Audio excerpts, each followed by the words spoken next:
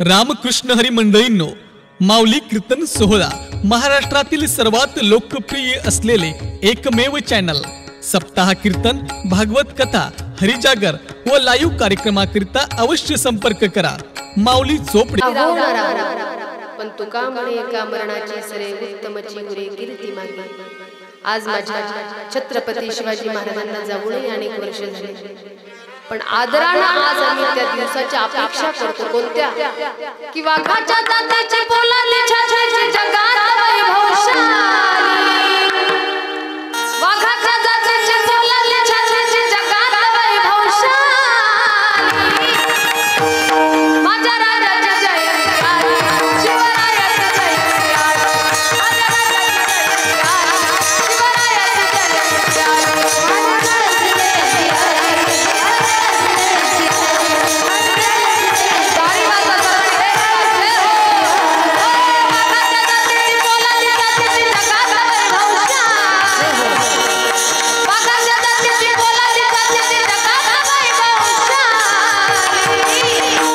माझ्या राजाची जयंती आली, शिवरायाची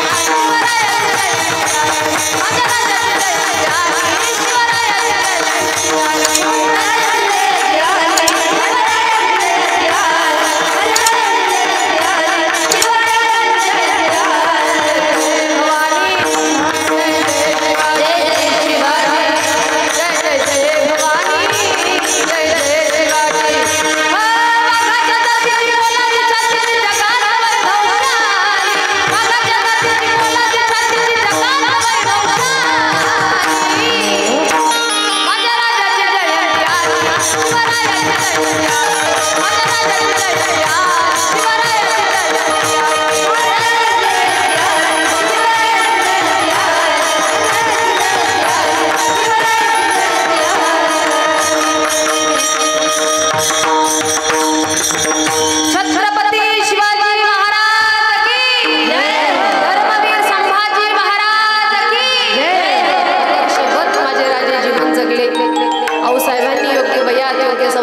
संस्कार केले आणि म्हणून राजे घडू शकले। आऊसाहेबांना ज्या वेळेला दिवस गेले, 7 महिने परिपूर्ण झाले, काही दासांनी विचारलं, आऊसाहेब तुम्हाला कशाचे डोहाळे लागले? हे शब्द ऐकल्याबरोबर आऊसाहेब ताडकन उठून उभे राहिले, हाताच्या मुठी आवळल्या, चेहरा लालबुंद झाले। आऊसाहेब कडाडले, मला असं वाटतं हातामध्ये तलवार घ्यावी, घोड्यावरती टांग टाकावी, ज्यांना कुणी माझ्या आई बहिणींची आपण लुटली त्याचं शिर करावं असं मला वाटतं। ते माझ्या आऊसाहेबांचे डोहाळे होते।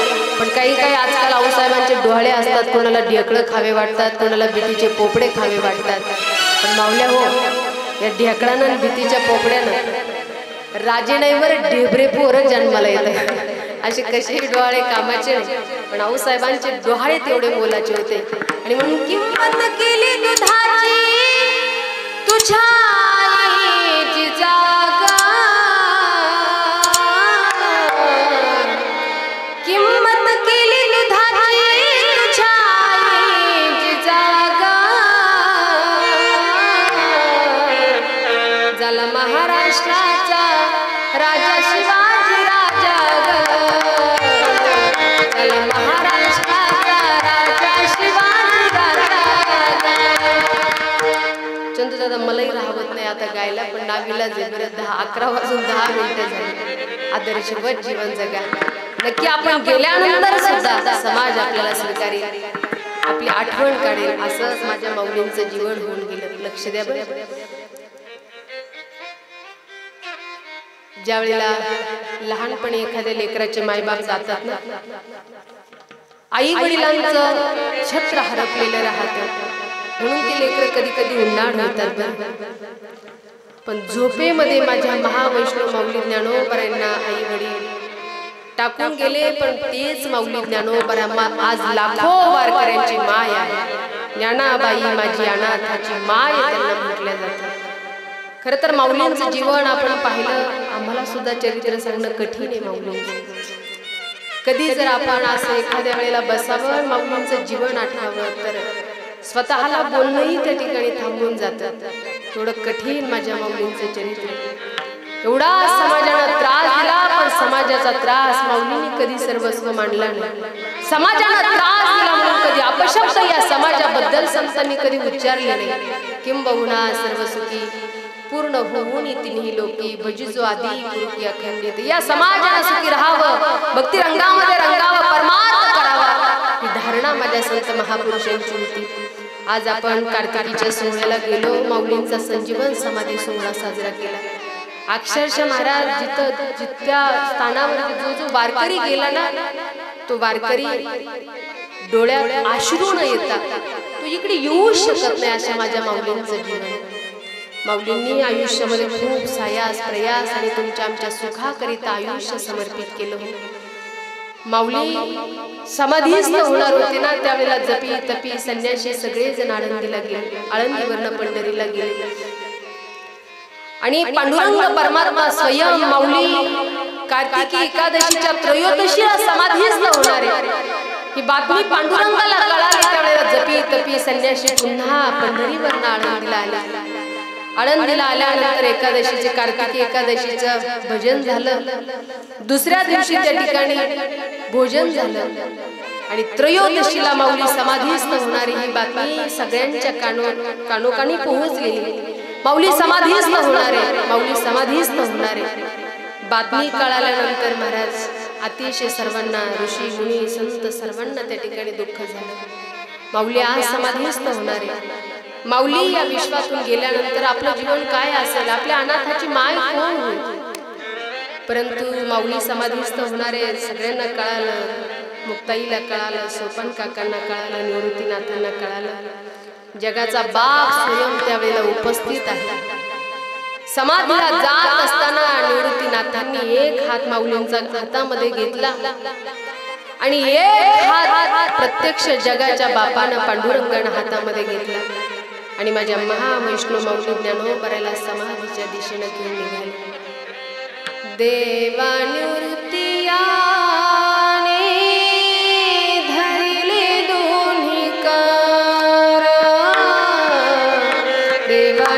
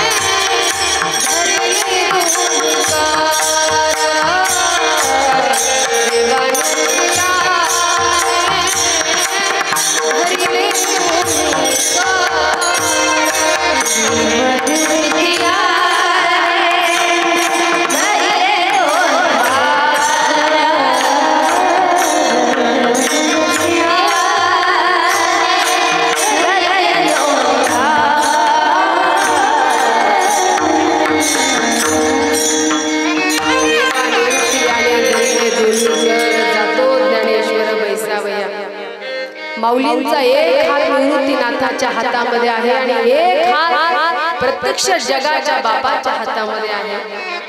माऊलींकडे माऊलींना ज्या वेळेला समाधीकडे घेऊन निघाले ना चिमुकली मुक्ताबाई सोपन काकाला मिठी मारली, जोरानं हंबरडा फोडला चिमुकल्या मुक्ताईला। सोपन काका डोक्यावरनं मुक्ताईचे हात फिरवत होते, सांगत होते मुक्ता नको रडू। ज्ञानदादा जरी आज आपल्याला सोडून जात असला आयुष्याचा काळ दादाचा इथपर्यंत आहे, रडू नको मुक्ता। मुक्ताई म्हणते दादा आज मी रडते आहे ना, खरं तर मला माझ्या ज्ञान दादाचं प्रेम रडवतं रे। कधी मला भूक लागावी आणि मी दादाला हट्ट करावा, दादा मला भूक लागली, मला भूक लागली। त्यावेळेला माझ्या ज्ञान दादानं मधुकरी मागायला जावं तर कुणी सुद्धा मधुकरी माझ्या दादाला धुवून रडत रडत दादाला पुन्हा यावं।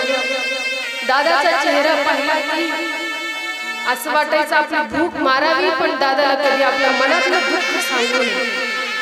पण आज मी जे रडते आहे ना दादा, मी रडण्याचे नाटक नाही रे करत. मला आज खरंच माझ्या ज्ञानदादाचं प्रेम मला रडवतं. चिमुकल्या मुक्ताबाईच्या डोक्यावरून हात फिरवून सोपान काका मुक्ताईची सांत्वना करत होते. सोपान काकाला हे अश्रू अनावर झाले. स्वतः निवृत्तीनाथ रडू लागले. जगाच्या बापाला सांगितलं, हो तुम्ही निवृत्तीनाथ आहात, सगळ्यांपेक्षा मोठे आहात, रडणं तुम्हाला शोभा देत नाही. निवृत्तीनाथ स्वतःला सावरा. लहान लेकरांना मोठ्या भावांना आधार द्यायचा असतो. असं तुम्ही जर दुःखी झाला, तुम्ही जर रडायला लागला तर या लेकराला कोण सांभाळणार? पण निवृत्तीनाथ म्हणत होते, मी रडतो ना तेव्हा रडण्याचे मी सुद्धा नाटक नाही हो करत. आई वडील ज्या वेळेला आम्हाला झोपेमध्ये टाकून गेले ना, त्यावेळेला सर्वस्व जबाबदारी मात्र माझ्या आजी दिलेली होती. आणि मला सांगितलं होतं, आई निवृत्ती, त्या लेकरांची माई ही तूच आहेस आणि बापा ही तूच आहेस. दोनही जबाबदारी माझ्यावरती दिल्या. पण माझ्या भावंडांना मुक्ताईला कधी भूक लागली तर हक्कानं मी त्यांना मधुकरी आणून सुद्धा घालू शकतो. पण माझ्या ज्ञानदादानं आईची ही भूमिका निभावली, वडिलांची ही भूमिका निभावली. पांडुरंगा प्रभू, आज मी रडतो ना, मी रडण्याचं खरंच नाटक नाही हो करत. माझ्या दादाचं प्रेम मला आज रडवतं. निवृत्तीनाथ हाताला धरून ज्या वेळेला सामोरे येत आहेत, पांडुरंग परमात्मा निवृत्तीनाथांना समजावून सांगतोय. पण आज मात्र त्या ठिकाणी स्थानावरती पोहोचल्यावर उठवला आनंदी शिवाचा डबळा. महावैष्णव माऊली ज्ञानोबराय समाधीच्या स्थानावरती जाऊन बसले. आणि बसल्यानंतर समाधीची शिळा लावायच्या अगोदर माऊलींनी तीनही वेळेला हात जोडले.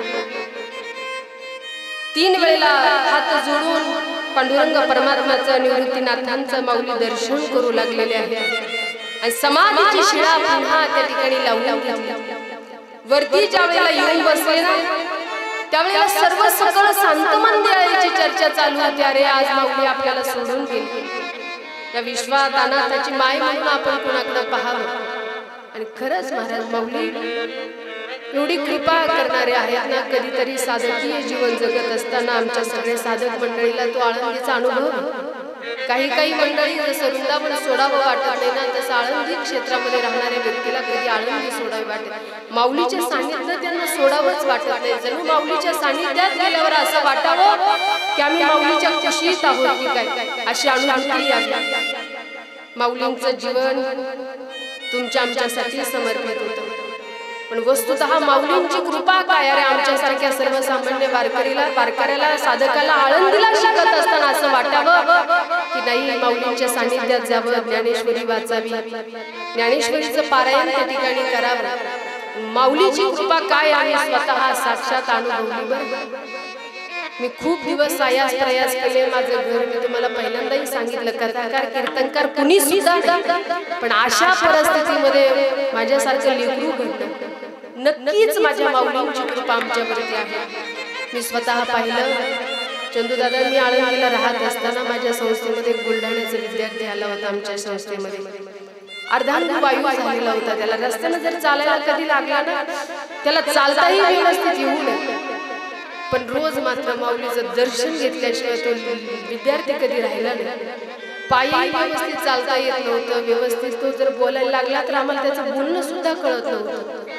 पण रोज माऊलीचं दर्शन घेतल्याशिवाय मात्र आई वडील म्हटले, आता याचं फार आयुष्य नाही बाबा, पण तुमच्या सान्निध्यात, माऊलीच्या सान्निध्यात याला राहू दे. मला नवल वाटायचं त्या लेकराचं की गणेश भाऊ अक्षरशः हरिपाठ एवढा सुंदर म्हणायचं ना. तो मुकम करोती वाचालम पंगुम लंघयते गिरीम यत् कृपातमहं वंदे परमानंद माधव. मुक्या जीवावरती सुद्धा कृपा करणारी माझी ज्ञानाई माऊली आहे. आणि म्हणून माऊलींची कृपा काय आहे आळंदीला गेल्याशिवाय या साधकीय मंडळीला विचारा. निश्चित कृपा झाल्याशिवाय राहणार. म्हणून माऊलींचं जीवन लक्षात यावं की त्या ठिकाणी टचकन संत महापुरुषांच्या डोळे घळकन त्या ठिकाणी पाणी खाली यावं. जगाच्या बापाला ज्या वेळेला रुक्मिणी आई साहेबांनी रडताना पाहिलं, सामोरे आले, अहो निवृत्तीनाथ रडता, सोपान काका रडते, मुक्ताई रडते. मला ज्ञान आहे किती भावंड आहे. ज्ञानाईचं प्रेम त्यांना मिळालं. त्या प्रेमासाठी खरं तर लावलेल्या प्रेमासाठी रडत असतील, नातेसंबंध म्हणून रडत असतील.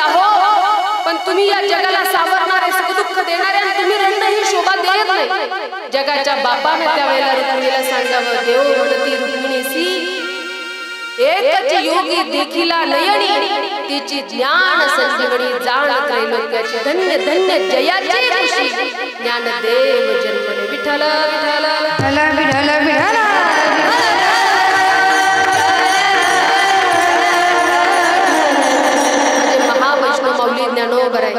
खरं तर समाधीच झाले पण जगाच्या बापांनाही रडावं असं आदर्श जीवन माझे माऊली जगले बरं आणि म्हणून व्यक्ती शरीरानं नाही राहिला तरी कीर्ती रूपानं या विश्वामध्ये राहिला पाहिजे एवढं आपण सुद्धा चांगलं जीवन जगा नक्की आपलंही जीवन सुजलाम सुफलाम झाल्याशिवाय राहणार नाही असो झालेली सेवा तुम्हा सज्जन श्रोते मायबापांच्या चरणारविंदी समर्पित करून सेवेला आज या ठिकाणी पूर्णविराम आजच्या हरी कीर्तनासाठी महाराष्ट्रातील सर्व नामवंत गायक वादक माझ्या या सर्व दिदी उपस्थित आहेत अतिशय मोलाची सर्वांनी साथ दिली मनापासून सर्वांना या लेकरांना सुद्धा मी मनापासून धन्यवाद देते दोन्हीही मृदुंगाचार्य अगदी तरुण तडफदार आहे आणि वाजवणं सुद्धा तितकंच गोड आहे वाजवणं जेवढं गोड तेवढा स्वभावही गोड नाही तर कधी कधी कलाकारांची कमी नाही आज महाराष्ट्रामध्ये फार कलाकार एवढे कलाकार आहे पण कलाकारी बरोबर आज आपल्याला स्वभावही सांभाळता आला पाहिजे जर कलेबरोबर नम्रतेची जोड असेल तर माणूस खालून कधी वर जाईल सांगता येत नाही पण कलेबरोबर जर अभिमानाची जोड असेल तर वरतून माणूस खाली कधी येईल हेही सांगता येत नाही पण या समाजामध्ये राहायचं असेल तर माणसाकडे नम्रता प्रेम असलं पाहिजे आणि म्हणून माझे हे दोन्ही कलाकार आमची यशोदाताई आहे इकडे चंदूजी महाराज आहे अतिशय गोड मृदुंग खरंच वाजवलं बरं त्या दोघांसाठी पुन्हा एकदा जोरदार टाळ्या वाजवा सर्वांनी पुरुष मंडळी पखवाज वाजवतील तोला मोलाचा नवल पण एखाद्या लेडीजने सुद्धा तितकाच तोला मोलाचा पखवाज वाजवणं खरं तर अशक्य आहे पण खरं त्यांची तयारी आहे त्यामुळे अतिशय सुंदर जोड आहे अतिशय गोड वाजवलं नाही तर कधी कधी मृदुंगाचार्य दोनच बोल द्या खणा खापाना द्या खणा खापाना काही काही तर असे वाजित नेमकं वाजित का खाजित तेच कळत पण आमच्या दोन्ही मृदुंगाचार्यांनी अत्यंत सुंदर साथ दिली दोघांनाही धन्यवाद अरविंद भाऊ तुम्हाला सुद्धा मनापासून धन्यवाद बरं आणि असे नॉलेजवर पाहिजे वाजवणारे एकदम माझ्या कीर्तनात हार्मोनियम वादक होते मेल माऊली द्या बरं काळी दोन द्या म्हणल्यावर त्यांनी दोन बटन काढले तर मला आणून दिले म्हणलं मला काय खायचे का ते आता पण नॉलेजवान असणं फार महत्वाचं आहे आदरणीय अरविंद भाऊ या ठिकाणी उपस्थित आहेत त्यांनी सुंदर साथ दिली त्यांना सगळ्यांना धन्यवाद इकडं खरं तर सर्व श्रोतृवर्ग आपण आहे पण राहेरमध्ये मी 3-4 वर्ष झाली येते पण तुमच्या गावात अशी काही पद्धत आहे की एका माणसाला 2 बायका नेहमी आमच्या महिलांची जास्त उपस्थिती आहे हो तुम्ही मात्र फार मंडळी कमी राहता नेहमीच्या पण अगदी निम्मा पाऊण मंडप आमच्याच्यानं भरलेला राहता बाया हो उद्यापासून एकटीनं कीर्तनाला यायचं नाही भोले बाबाला सुद्धा कीर्तनाला कथा कीर्तन कधी एकट्यानं ऐकायची नाही बरं भोले बाबा सुद्धा या धर्ममंडपात आले पाहिजे असा सायास प्रयास करा त्यांना सांगायचं तुम्ही पुढे गेले तर मी येणार त्यांना माहिती नुसतं अन्नदानाला येऊ नका कथा कीर्तन दोन्ही फार मोलाचं आहे फार महत्वाचं ही सगळ्या सेवेसाठी 7च दिवस आहे आपल्याकडे फक्त याच्यानंतर तुम्हाला वाटलं 7 दिवसांना पुन्हा यावं अशक्य इथं येऊन तुम्ही ही सोहळा अनुभवू शकणार नाही या सोहळ्याचं प्रेम संपादन करू शकणार नाही म्हणून जो पर्यंत चालू आहे तोपर्यंत बहुसंख्येने उपस्थित राहा या सोहळ्याचा आनंद घ्या चॅनलवाले दादाश्री आहे अतिशय सुंदर आपण सेवा या ठिकाणी देत आहात दादा तुम्हालाही मनापासून धन्यवाद आणि शिष्टीवाले भाऊ तुमच्याच हातात असतं बरं आमचा पुढं घालवायचं पुढं वाढवायचं पण ऑपरेटिंगची सेवा तुमची सुद्धा सुंदर आहे तुम्हालाही मनापासून धन्यवाद हा जो परिवार आहे हे जे राहेर गाव आहे माझ्यावरती नितांत शुद्ध प्रेम करणार आहे आदरणीय काल वसंत का काल ते आमचे बाळू भाऊ आलते बोले ताई उद्या भोजनाची काय करायची व्यवस्था म्हटलं काका गळ्यात माळे या हिशोबाने करू आपण आणि चांगलं करू कीर्तन झाल्यावर भोजन करू खरं तर हे प्रेम माणुसकी सन्मान आदर भाव हे आपल्याच भागात काही काही ठिकाणी फार पैसा आहे चंदू दादा आपण नेहमी महाराष्ट्रात फिरतो एवढा काही पैसा आहे पण सगळीकडे मान सन्मान आदर भाव याच्या बाबतीत काही काही ठिकाणी भयान दुष्काळ यशोदाताई मी एकदा कीर्तनाला गेले मुंबईला आणि कीर्तनाला गेले मुंबईकर म्हणले अरे 70 किलोमीटरला उद्या कीर्तन एवढ्या दूर जाणार आणि पुन्हा वापस येणार एक करा ना थांबून घ्या ना पहिलं माऊली थोडा दादा आवाज क्लिअर व्यवस्था करणार असेल तर मी नक्की थांबते ते लावताई ही मुंबई इथं लोक माजले मजल्यावर मजले तुम्ही म्हणता व्यवस्था चला म्हणे आमच्या मागे ते पुढे आम्ही मागे ते पुढे आम्ही मागे गेलो त्यांनी असं बंगल्याचा एक दरवाजा उघडला खोलीत बोलते आळे जाळे म्हणले बाबा विचारायचं का ते म्हणे तुम्ही काय ताण घेऊ नका 10 मिनिटात तुम्हाला रूम क्लीन करून देतो सेवक त्यांनी काम करणाऱ्या माणसाकडून 10 मिनिटात रूम क्लीन केली, व स्वच्छ साफ केली. म्हणे जात आहे आता. दादा बाबा मी काका मी गेलो 3-4 जण त्या रूम मध्ये गेलो. माऊली एवढी सुंदर साफ केली ना रूम, मला असं वाटलं मी स्वर्गातच आले की काय. एवढी स्वच्छ सुंदर खरंच केली अप्रतिम. आणि मग त्या घर मालकाला पुरीला सांगितलं, ह्या आरतीताई शिंदे मोठे कीर्तनकार आहे, काय पाहिजे त्यांना दे, कशाची कमी पडू देऊ नको. पण ती पोरगी माझ्या जवळ येऊन बसली, आरतीताई तुम्हाला गरम पाणी वगैरे देऊ का पिण्यासाठी, हळदीचं दूध हक्कानं सांगा, ताई लाजू नका, घर आपलंच आहे. मी त्या दीदीला म्हणलं, बाई कुणाचा हा बंगला? ती म्हणली माझ्या पप्पाचा. म्हणलं किती रुपयाचा सांगता येईल का? ती म्हणता 1 कोटी रुपयाचा बंगला. खरंच ना गणेश भाऊ, मी भोकरला 2च खोल्या.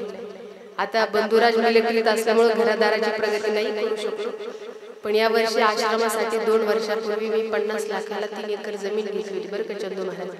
या वर्षी सुंदर बांधकाम केलं, 10-12 विद्यार्थी. आमची सुरुवात 1 कोटीचं नियोजन आतापर्यंत स्वतः कीर्तनाच्या कथेच्या माध्यमातून त्या ठिकाणी मी केलेली.